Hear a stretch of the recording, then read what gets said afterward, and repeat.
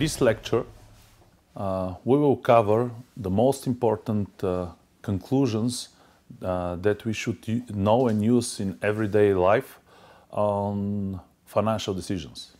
There are basically 5 important principles of finance which I would like to speak about, and especially one of them I would like to get your full attention on, which will be the time value of money.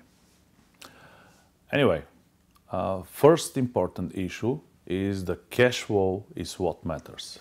Second is that the money has a time value. Third is that there is a positive relation between risk and return. Fourth is that the market prices are more or less reflecting correctly the value of a given stock. And fifth, there are conflicts of interest arising from the separate ownership and management of a company. Let's start to examine all of these principles. If there is one important lesson you should know from level 1 of OneAcademy, is that cash flow does not equal profits. It is possible for a firm to generate accounting profits but not have cash, or to generate cash but not report accounting profits in the books. Cash flow and not profits drive the value of a business. There is an old banker's wisdom which calls for always follow the cash. We must determine the incremental cash flow when making financial decisions, which basically means that we should consider the difference between the projected cash flow if the project is selected versus what will they be if the project is not selected. So just remember, profits are different. They are an accounting measure of the activity of the company, of the activity of the business, whereas cash flows are the real life dimension of the business. So when making analysis on the validity of a business or a business project or business activity, always try to look at the cash flows and try to analyze the real business instead of the accounting part of it. Second, probably the most important lesson and the most important principle. It will be covered in further details later in the lecture, but for now on, you should know that money have time value. $1 received today is worth more than $1 received in the future.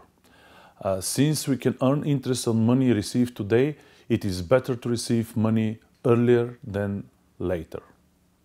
And we'll cover this topic a bit more in a few minutes. Third principle, risk requires reward. Assuming additional risk should require assuming or at least expecting additional reward. We won't take additional risk unless we expect to be compensated with the additional reward or return.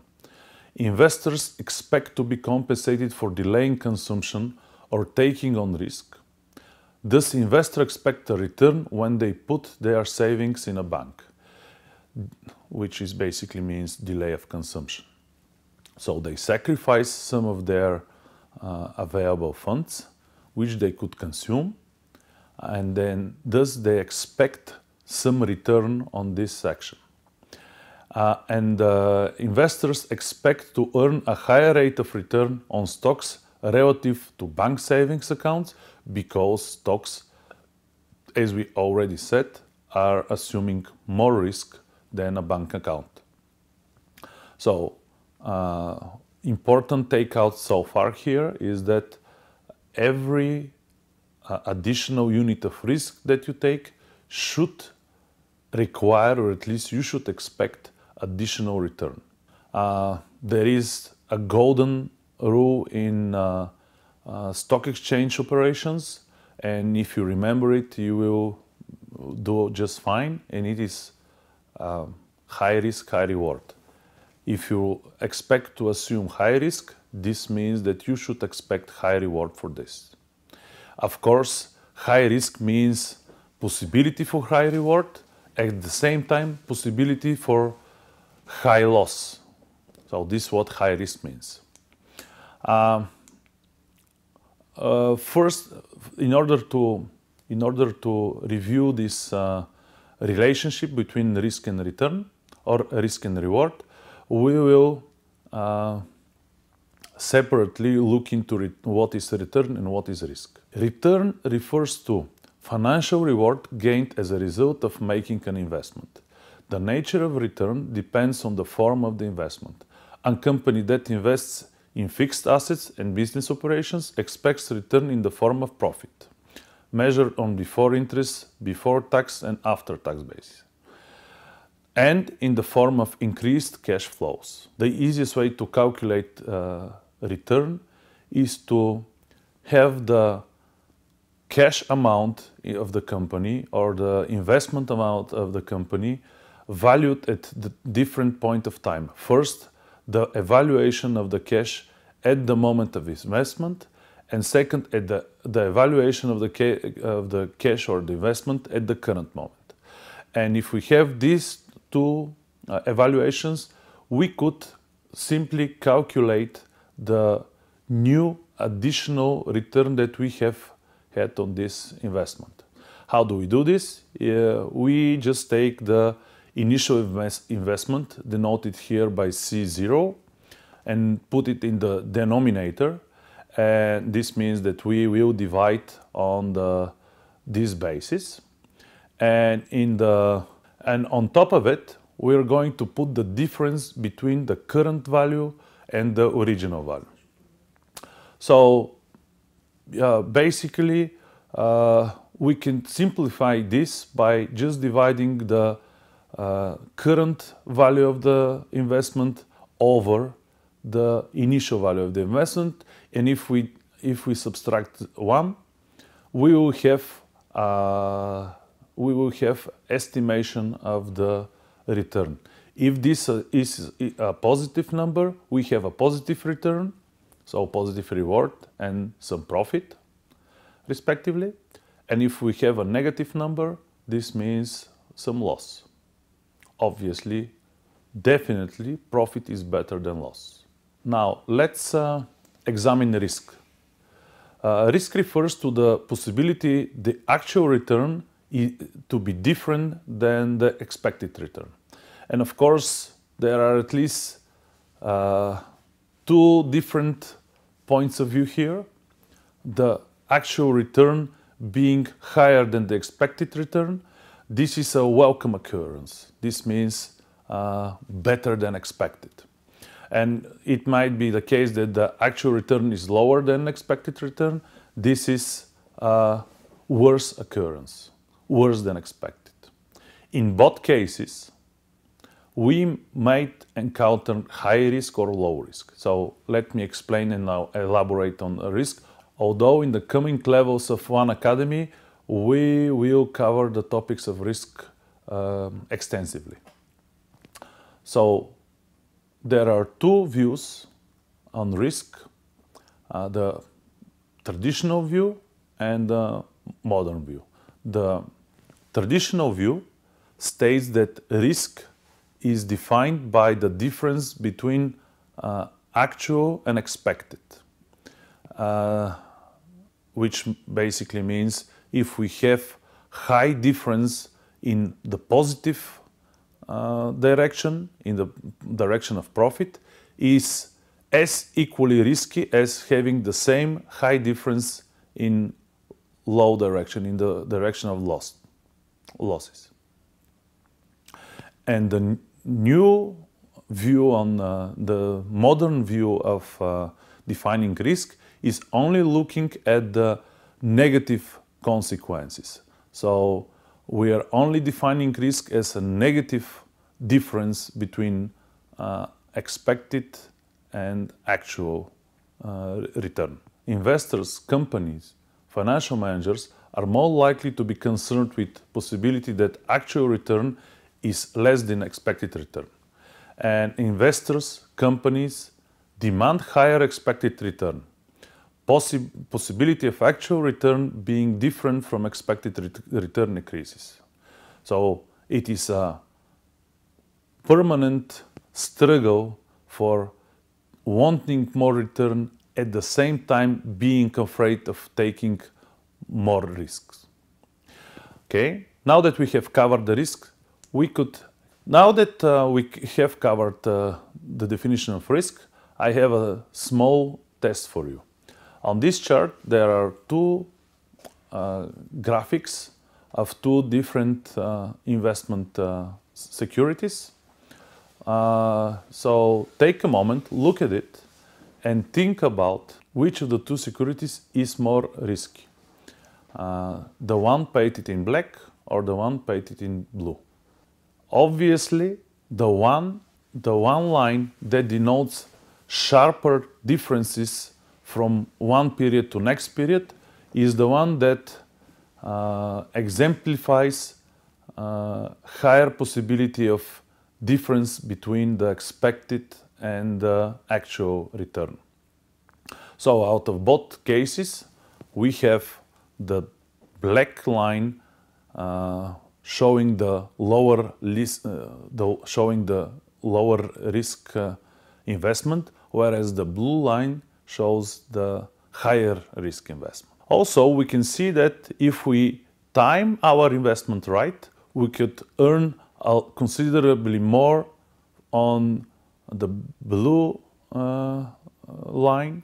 So if we buy if we have bought the security at one of its lower points and we have sold it at one of its higher points, we could have made a huge difference. Whereas in the black, for the black instrument, we have smaller differences for longer periods. Fourth principle, it is stating that the market prices evaluate the securities more or less correctly. In an efficient market, the prices of all traded assets, such as stocks and bonds, at any instant of time, fully reflect all available information. Thus, stock prices are a useful indicator of the value of the firm. Prices changes reflect changes in expected future cash flow. Good decision will tend to increase the stock prices and vice versa. So, following the news stream about the companies, following its indicators, and also other stuff and all other news about it, we could use this information to trade on the market. But because everyone does, the market very quickly transformed the new information into a price change. Note that there are inefficiency in the market. There are still inefficiency in the market that may distort the prices. This is especially true for short-term periods. Principle 5. Conflict of interest calls agency, which means ethics problems. The separation of management and the ownership of a firm creates an agency problem. Managers may make decisions that are not consistent with the goal of maximizing shareholders' wealth. Agency conflict is reduced through monitoring, for example, annual reports, compensation schemes for the managers, for example, using stock options as payment method, so that the managers are interested in maximizing shareholders' value because they are shareholders as well. And market mechanisms such as takeovers, which basically means if our company is not doing well on the stock market, but at the same time has interesting balance value, our company is becoming a target of takeovers. So, the most important concept in finance is the time value of money. It refers to the fact that the value of money changes over time. And it could be explained very easy, taking a very plain example. Imagine that you are depositing in a bank $100 today. And you deposit it for 1 year. And then after a year has passed, you go to the bank and you expect that they return your $100 to you, but also you expect that there is something additional paid on top of it. This additional thing is called interest rate, and it is paid to you because it compensates the fact that you could not use or consume your $100 for the 1 year period. So it is only natural that you give $100 to the bank, and after a year you receive back $100+. So for example, if the interest rate was 5%, after 1 year you receive $105. And this is a fairly straightforward notion. It is the idea that if you sacrifice some of your flexibility and give your financial funding to somebody else, you expect that after a while you should be compensated. The future value is as follows. A valuation of $100 today, after 1 year, should be 100 plus something. When we're speaking about future value, this is the very simple formula for calculating it. It is the value of cash flow after several periods of compounding. So let me explain the formula. First of all, FV obviously corresponds to future value. FV equals C0. C0 means cash at the moment now. So whatever we have had in the beginning of the period is here at the C0. For example, $100. And then we multiply this with the so-called interest rate factor or interest factor. The interest factor, if we look between the brackets, is basically taking 1, which corresponds to the amount we have today, and it is summed up with the R, which corresponds to the additional interest rate that we should receive. Expression in the bracket is to the power of n, where n is the number of periods which this investment is compounded. So, for example, if we leave this deposit for 2 years, it will be compounded once after year number 1, and at the end we will have $105, for example, and then we should compound or accumulate the interest rate over the $105 instead of just $100. So this is why we have a power to the n. N corresponds to the number of periods. So basically this is how we calculate future value of funding gone through compounding of interest rate. Correspondingly, we could, of course, solve a case here. Let's assume that John places $800 in savings account paying 6% interest, compounded annually. He wants to know how much money will be in the account at the end of 5 years. So we have very simple, fairly straightforward calculations here, computation here. $800 times 1 plus 0.006, so it is 6% is 0.006 to the power of 5. And if we compute it, we will get the answer of $1,070.58. And this is the future value of the $800 we have today with this compounding. The other idea, the so-called present value, is somewhat opposite to thinking when we're describing the future value. So if we have an expected cash flow after 1 year, let's say $100, and we have at the same time in our pocket currently right now $100 in our pocket, in our possession, and if we compare the both cash flows, we will see very easily that the dollars that are currently in our pocket are disposable to us and are more useful and thus more valuable. So basically discounting is done whenever we would like to analyze how much an income that we expect to receive after a given interest of time should be estimated at the moment now. And obviously what would happen is that if we're expecting an income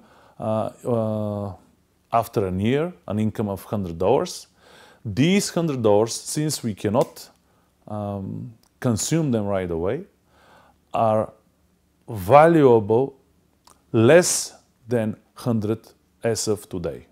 So this is the present value of a future cash flow. So now let's check the formula.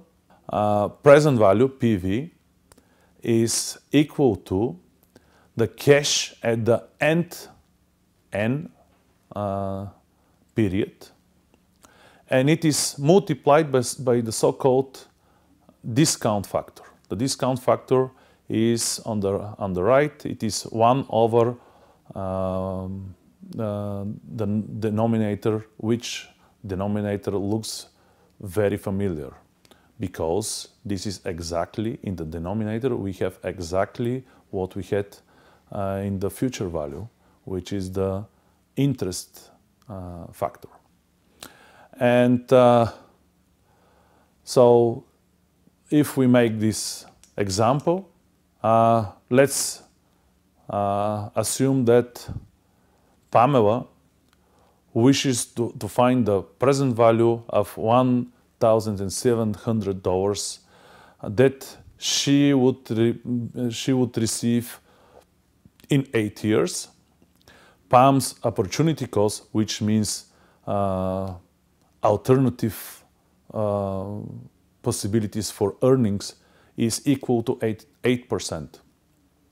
And if we make the calculations using the mentioned formula, we will reach to the conclusion that Pam's $1,700 after 8 years should be evaluated at about $918 currently today. So what Pam now knows is if she has $1,700 as of now in her pocket, how do they relate to the future value of $1,700? I will try to sum up here with the present value. Present value is the current dollar value of a future amount, the amount of money that would have to be invested today at a given interest rate over a specified period equal to the future amount. It is based on the idea that the dollar is worth today more than a dollar tomorrow, and it is called the transferring of future values to current values, to present values, is called discounting. There are other examples that we could review here. I'm going to show you the connection between compounding and discounting here on this chart. We have the present value at the moment now taken from a different, discounting the cash flows from different points of future time. Let's say we are discounting $3,000 from year 1, $5,000 from year 2, and so on. And we will arrive at the number of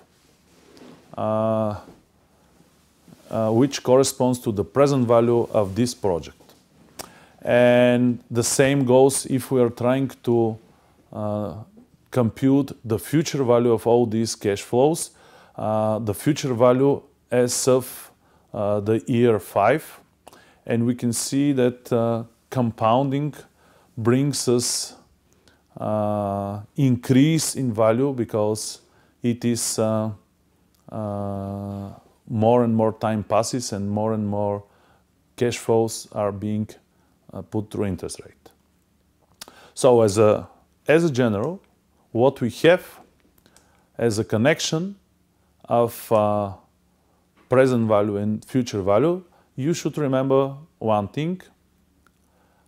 They both represent the same idea. The value of money changes over time, and the dollar today is more valuable than dollar tomorrow. It is the same analysis, but for different points in time. Future value calculates the value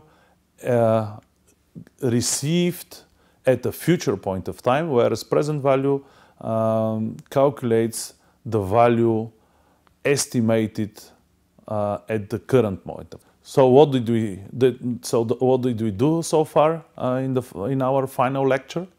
We had reviewed the main principles in finance. First of all, cash flow matters the most, referring to the fact that we should watch after the real cash flow instead of accounting profits.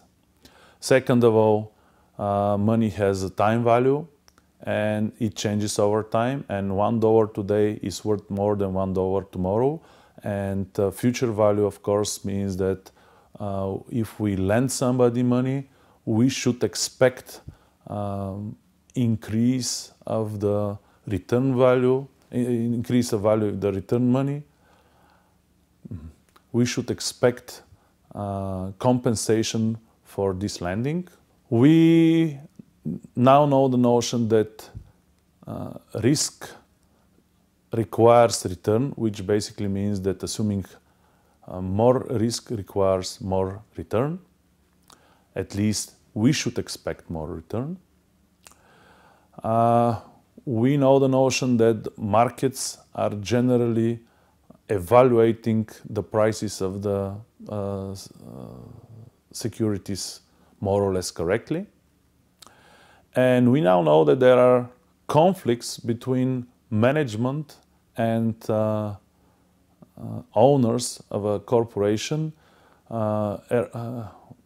emerging from the fact that managers do not always think that they should maximize shareholders' value. And of course, there are some measures to be taken in the other direction. Basically, this concludes our lecture and the final lecture of the level 1 of OneAcademy. I would like to remind you what we were speaking in this level. We were speaking about introduction to and fundamentals of finance. After that, we were speaking about money and monetary systems. After that, we were speaking on the importance and the role of corporate finance. After that, we spoke about the financial markets as an important allocator of resources. And finally, we spoke about the important financial principles. This was it for now, and I'm expecting you in the next level. Take care.